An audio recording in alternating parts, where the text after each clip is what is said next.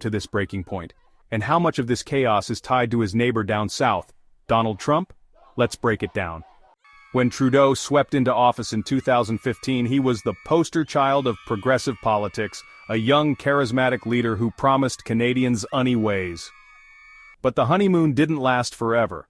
While he pushed forward on women's rights, ambitious climate targets, and pandemic relief, the realities of leadership began to bite back. Rising public dissatisfaction over housing, immigration, and soaring prices painted a far less rosy picture.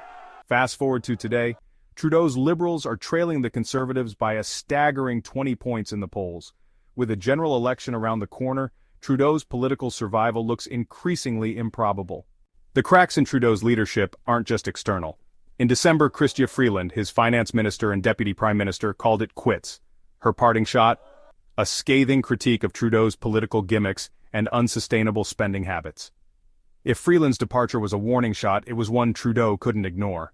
Freeland's exit emboldened others.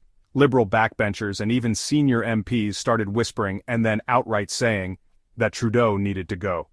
There's talk of Dominic LeBlanc stepping in as interim leader, but the party's lack of a clear successor adds to the turmoil. Now let's talk about the elephant in the room, Donald Trump. Even from Florida, Trump's shadow looms large over Ottawa. His return to political prominence has reignited U.S.-Canada tensions. The latest salvo, a threat of 25% tariffs on Canadian exports, ostensibly over immigration and fentanyl.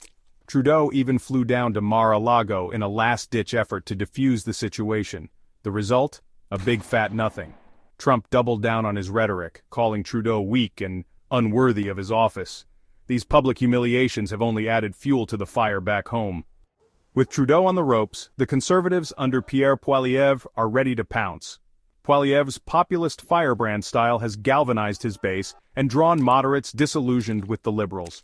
For Trudeau, stepping down might be the only way to avoid an outright election disaster, but it also leaves his party adrift in uncharted waters. Trudeau's potential resignation marks the end of an era, and the beginning of an uncertain chapter for Canada.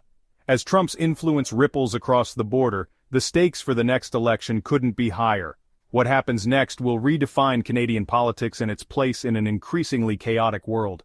Do you think Trudeau should step down? How much of his decision is influenced by Trump's return? Let us know your thoughts in the comments.